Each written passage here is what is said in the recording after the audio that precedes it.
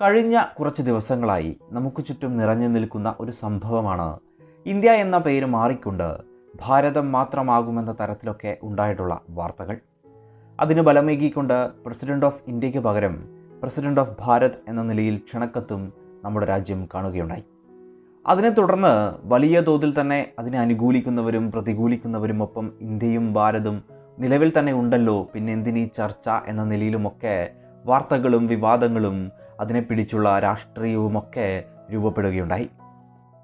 ഏതായാലും നമ്മുടെ ഭരണഘടനയിലേക്ക് ഇന്ത്യയും ഭാരതവും കടന്നു വന്നതിന് ഒരു ചരിത്രമുണ്ടാവുമല്ലോ. ഒപ്പം ഇന്ത്യ എന്ന പേരിനും ഭാരതം എന്ന പേരിനും ഒരു ചരിത്രവും കാണും. അതുകൊണ്ട് തന്നെ ഈ വീഡിയോയിലൂടെ ഭാരതം, ഇന്ത്യ എന്നീ പേരുകളുടെ ലഭ്യമായ ചരിത്രത്തെക്കുറിച്ചാണ് ഇവിടെ പരിചയപ്പെടുത്തുന്നത്. സെപ്റ്റംബർ 18 പ്രത്യേക പാർലമെൻറ്റ് സെഷൻ വിളിച്ചു ചേർത്തിരിക്കുന്നത് ഇന്ത്യ ഭാരത് പേരുകളുമായി ബന്ധപ്പെട്ട ചർച്ചകൾക്കായിട്ടാണെന്നും പലരും പറയുന്നു. ഏതായാലും ഇവിടെ ഭാരതിൻ്റെ ചരിത്ര വഴികളെ നമുക്ക് ആദ്യം പരിശോധിക്കാം. ഭാരത് അല്ലെങ്കിൽ ഭാരത എന്നൊക്കെ പറയുമ്പോൾ നമ്മുടെ മനസ്സിലേക്ക് ആദ്യം ഓടിയെത്തുക സ്വാഭാവികമായും മഹാഭാരതയാവും. മഹാഭാരതത്തിൽ നിന്നാവും ഭാരത് വന്നതെന്ന് തോന്നാമെങ്കിലും എന്നാൽ അങ്ങനെയല്ല. ഭാരത എന്ന സംസ്കൃത വാക്കിൻ്റെ അർത്ഥം അഗ്നി എന്നതാണ്, അല്ലെങ്കിൽ അണയാത്ത അഗ്നി എന്നൊക്കെ ഉപയോഗിക്കാം. അത്തരത്തിൽ ഭാരത ഉപയോഗിച്ചു എന്നതാണ് ഒന്ന്. അറിവ് തേടുന്നവൻ എന്നൊരർത്ഥം കൂടി ഈ വാക്കിനുണ്ട്. ഇനി ഭാരതം വരുന്നത് എവിടെയാണെന്ന് വെച്ചാൽ മഹാഭാരതത്തിലെ ആദിപർവത്തിലാണ്. വ്യാസൻ്റെ മഹാഭാരതത്തിലെ 18 പർവ്വങ്ങളിൽ ആദ്യത്തേതാണ് ആദിപർവം. ഇവിടെ ദുഷ്യന്തൻ്റെയും ശകുന്തളയുടെയും മകൻ്റെ പേരാണ് ഭരത എന്നത്. ഇദ്ദേഹത്തിൻ്റെ വംശപരമ്പരയായിട്ടാണ് പാണ്ഡവരും കൗരവരും ഒക്കെ വരുന്നത്. അവർക്കിടയിൽ നടക്കുന്ന യുദ്ധമാണല്ലോ മഹാഭാരതവും. ഏതായാലും ദുഷ്യന്തൻ്റെയും ശകുന്തളയുടെയും മകനായ ഭാരതിൻ്റെ വംശപരമ്പരയിലാണ് ഈ നാട്ടിലെ ബാക്കി എല്ലാവരും ഉണ്ടായതെന്ന തരത്തിൽ ഈ രാജ്യത്തെ ഭാരത എന്ന് വിളിക്കുകയുണ്ടായി. ഇതുമായി ബന്ധപ്പെട്ട കുറിപ്പുകൾ ഋഗ്വേദത്തിലുമുണ്ട്. ഭാരതിൻ്റെ വംശാവലിയിൽപ്പെട്ടവർ ഭാരതാസ് എന്നാണ് അറിയപ്പെട്ടിരുന്നത്. പ്രാചീന ചരിത്രത്തിലെ ഒരു വിഭാഗം മനുഷ്യരായിട്ടാണ് ഋഗ്വേദത്തിലൊക്കെ ഇതുള്ളത്. അങ്ങനെ ഈ കുലത്തെ അടിസ്ഥാനപ്പെടുത്തിക്കൊണ്ട് അവരുടെ ദേശത്തെ ഭാരത് വർഷ, ഭാരത, ഭാരതഭൂമി എന്നൊക്കെ വിളിക്കുകയുണ്ടായി. ഋഗ്വേദത്തിൽ 10 രാജാക്കന്മാരുടെ കഥ പറയുന്നുണ്ടല്ലോ. അതിലൊരാളുടെ പേര് ഭാരത എന്നതാണ്. അതിൻ്റെ പിന്മുറക്കാരാവാം ഭാരദാസ് എന്ന് വേണമെങ്കിലും പറയാം. ഏതായാലും അതിനപ്പുറമുള്ള ജനങ്ങളെയും ഇവിടെയുള്ള പ്രദേശത്തെയും ഒക്കെ ഭാരതഭൂമി എന്ന നിലയിൽ ആ സമയം വിളിക്കുകയുണ്ടായി. പിന്നീട് ഭാരത അല്ലെങ്കിൽ ഭാരത് എന്ന പേര് ഇന്ത്യൻ മണ്ണിൽ പ്രസിദ്ധി നേടുന്നത് ഇന്ത്യൻ സ്വാതന്ത്ര്യ സമരകാലത്താണ്. ഭാരത് മാത എന്നത് ഇന്ത്യയുടെ അമ്മയായി കണക്കാക്കുന്ന ഒരു ചിഹ്നമായി മാറുകയാണ് ഈ കാലത്തുണ്ടായത്. 1873 കാലത്ത് കിരൺ ചന്ദ്ര ബന്ദോപാധ്യായയുടെ ഭാരത് മാതാ നാടകം വളരെയധികം പ്രശസ്തി നേടുകയുണ്ടായി.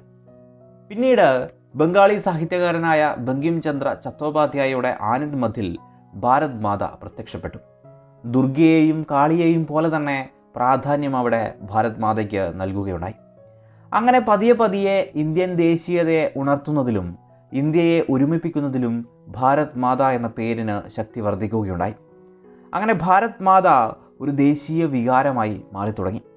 ഇന്ത്യൻ മാപ്പുകൾക്കൊപ്പം ഭാരത് മാതയും പ്രത്യക്ഷപ്പെട്ടു. ഇന്ത്യയുടെ അമ്മ എന്ന നിലയിൽ ഭാരത് മാത അമ്പലങ്ങളും സൃഷ്ടിക്കപ്പെട്ടു. അത്തരത്തിൽ ആദ്യമുണ്ടായ അമ്പലം ഉദ്ഘാടനം ചെയ്തത് സാക്ഷാൽ മഹാത്മാഗാന്ധിയുമായിരുന്നു. 1936 ഇന്നത്തെ വാരണാസിയിലാണ് ആദ്യത്തെ ഭാരത് മാത അമ്പലമൊക്കെ ഉണ്ടാവുന്നത്.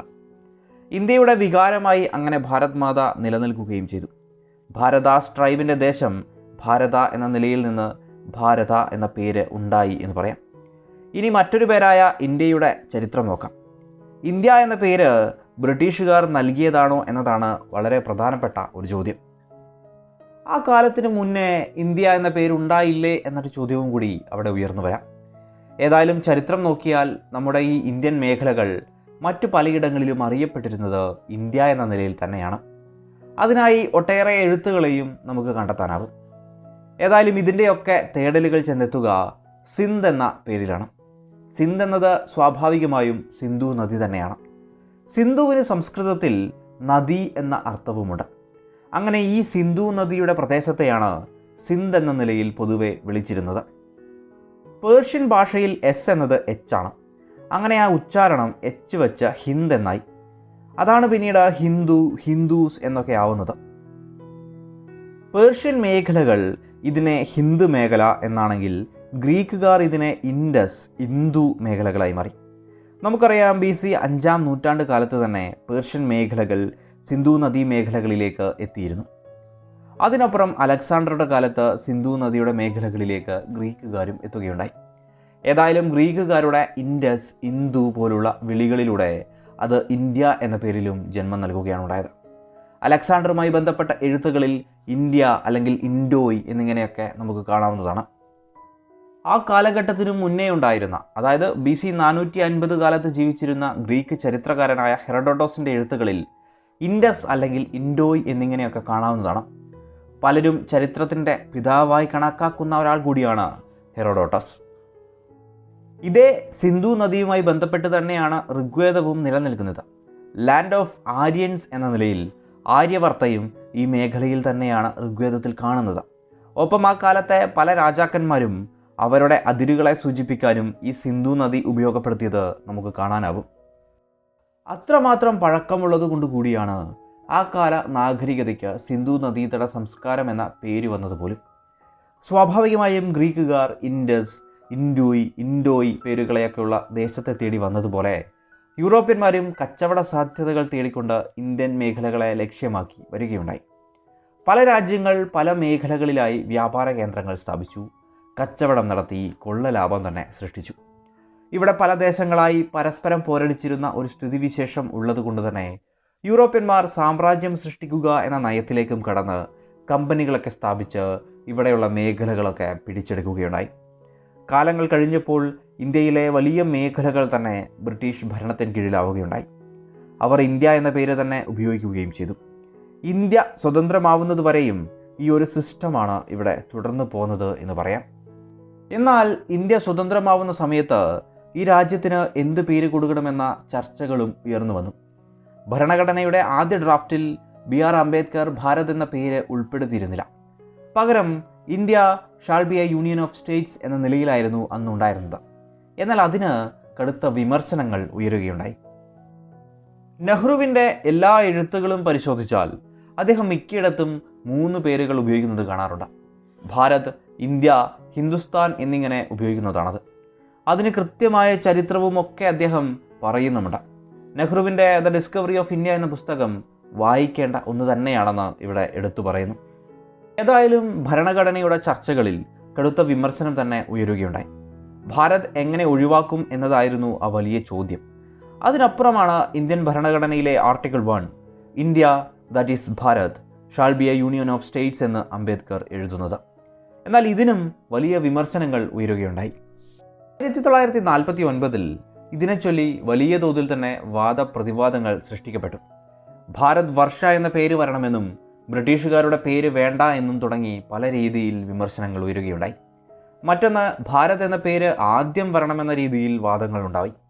ഏതായാലും വലിയ തോതിൽ തന്നെ ചർച്ചകളൊക്കെ ഉയർന്നു വരികയുണ്ടായി. ഈ ചർച്ചകളൊക്കെ നമുക്ക് ഭരണഘടനയുടെ ചർച്ചകളെപ്പറ്റി തേടിയാൽ കാണാവുന്നതുമാണ്. അംബേദ്കർ ആകട്ടെ ഈ സമയം ഇത്തരമൊരു വിവാദത്തിന് ഒരാവശ്യവുമില്ല എന്ന തരത്തിലായിരുന്നു ചർച്ച നയിച്ചത്. അങ്ങനെ ഈ കാര്യം പിന്നീട് വോട്ടിനിടുകയുണ്ടായി. ഭാരത് ആദ്യം വരണമെന്ന് 28 പേർ പറഞ്ഞപ്പോൾ India that is Bharat shall be a union of സ്റ്റേറ്റ്സിനെ 51 പേർ പിന്തുണയ്ക്കുകയുണ്ടായി. അങ്ങനെയാണ് ഇന്ത്യൻ ഭരണഘടന സൃഷ്ടിക്കപ്പെട്ടത്. അങ്ങനെ ഇന്ത്യയും ഭാരതവും എന്നീ പേരുകൾ ഭരണഘടനയുടെ ഭാഗമായി മാറുകയും ചെയ്തു. ഇന്ന് വീണ്ടും ഈ 2 പേരുകൾ ചർച്ചയാവുകയാണ്. പേര് മാറ്റുമോ എന്നതൊക്കെ വീണ്ടും വലിയ രീതിയിൽ വാർത്തകളിൽ നിറഞ്ഞു നിൽക്കുന്നു. ഒരു ദേശത്തിൻ്റെ പേരൊക്കെ എടുത്ത് മാറ്റുന്നത് പോലെ ഒരു രാജ്യത്തിൻ്റെ പേര് മാറ്റുക എന്നതൊക്കെ പല രീതിയിൽ ചെലവേറിയതും ബുദ്ധിമുട്ടേറിയതുമാണെന്നൊക്കെ പറയാം. പുതിയ പേരിനെ എല്ലായിടത്തും കൊണ്ടുവരിക എന്നതും ചെലവേറിയ ഒരു കാര്യമാണല്ലോ. അതുപോലെ പേരുമാറ്റമൊക്കെ ഏവരിലേക്കും എത്തപ്പെടുക എന്നതും വർഷങ്ങൾ നീളുന്ന ഒരു പ്രോസസ്സാണ്. ഏതായാലും ഇന്ത്യയും ഭാരതവും എന്ന 2 പേരുകളുമായി ബന്ധപ്പെട്ട ഇനി എന്തെങ്കിലുമൊക്കെ നടപടികൾ ഉണ്ടാവുമോ എന്നതൊക്കെ വരും നാളുകളിൽ ഏതായാലും അറിയാം.